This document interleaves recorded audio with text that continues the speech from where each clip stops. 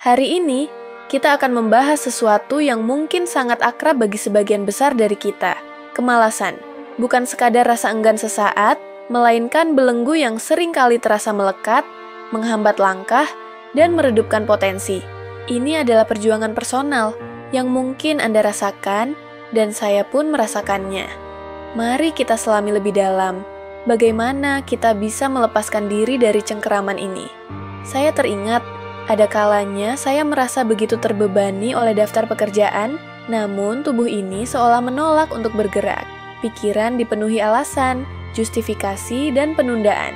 Ini bukan tentang kekurangan motivasi semata, melainkan sebuah pola, sebuah kebiasaan yang terukir.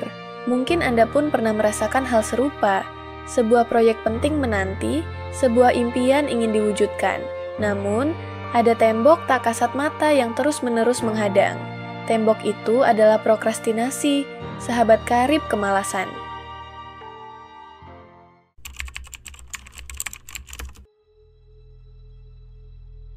Langkah pertama dalam melawan adalah memahami mengapa rasa malas ini begitu kuat mencengkeram.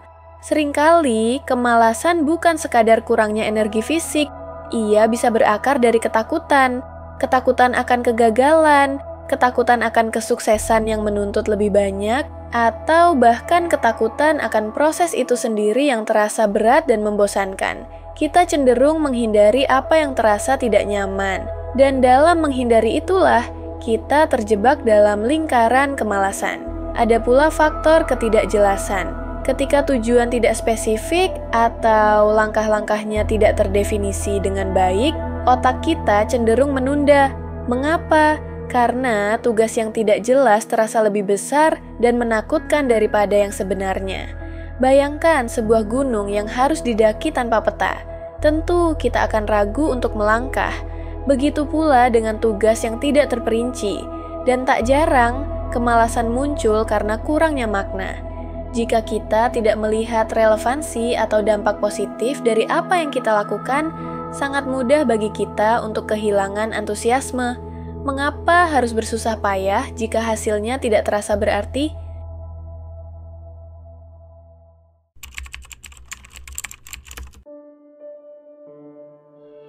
Setelah memahami akarnya, kini saatnya kita berbicara tentang strategi.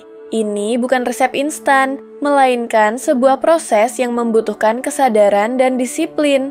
Pertama, mulailah dengan langkah kecil. Konsep ini dikenal sebagai teknik 5 menit atau teknik Pomodoro yang dimodifikasi. Daripada memikirkan seluruh tugas yang besar, fokuslah pada 5 menit pertama. Berjanjilah pada diri sendiri untuk melakukan tugas itu hanya selama 5 menit. Seringkali, momentum akan terbentuk setelah kita memulai. Rasa malas cenderung lenyap setelah inersia awal terpecah. Ini seperti mendorong batu besar. Dorongan pertama memang sulit, namun setelah bergerak akan lebih mudah. Kedua, buatlah tujuan yang spesifik dan terukur.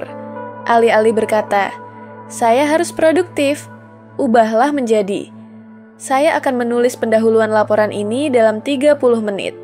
Detail membuat tugas terasa lebih nyata dan dapat dicapai. Pecah tugas besar menjadi bagian-bagian kecil yang dapat Anda tangani. Setiap kali Anda menyelesaikan satu bagian kecil, berikan apresiasi kepada diri sendiri. Ini membangun momentum positif. Ketiga, visualisasikan keberhasilan. Sebelum memulai, luangkan waktu sejenak untuk membayangkan diri Anda telah menyelesaikan tugas tersebut. Rasakan kepuasan, lega, dan kebanggaan yang menyertainya.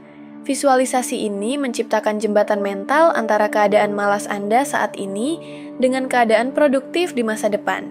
Ini adalah alat motivasi yang ampuh. Keempat, identifikasi pemicu kemalasan Anda dan kelola lingkungan.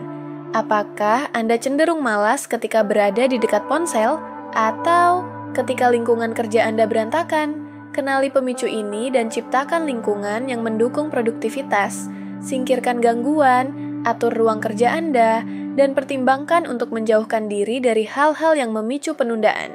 Lingkungan yang tertata adalah pikiran yang tertata. Kelima, cari makna dalam setiap aktivitas. Bahkan, tugas yang paling membosankan sekalipun bisa memiliki makna jika kita melihatnya dari perspektif yang lebih luas. Jika pekerjaan Anda terasa monoton, pikirkan bagaimana pekerjaan itu berkontribusi pada gambaran yang lebih besar, atau bagaimana hal itu memungkinkan Anda untuk mencapai tujuan pribadi Anda yang lebih besar.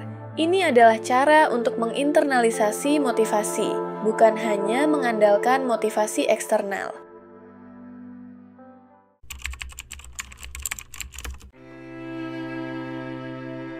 Melawan kemalasan yang melekat adalah tentang membangun kebiasaan baru.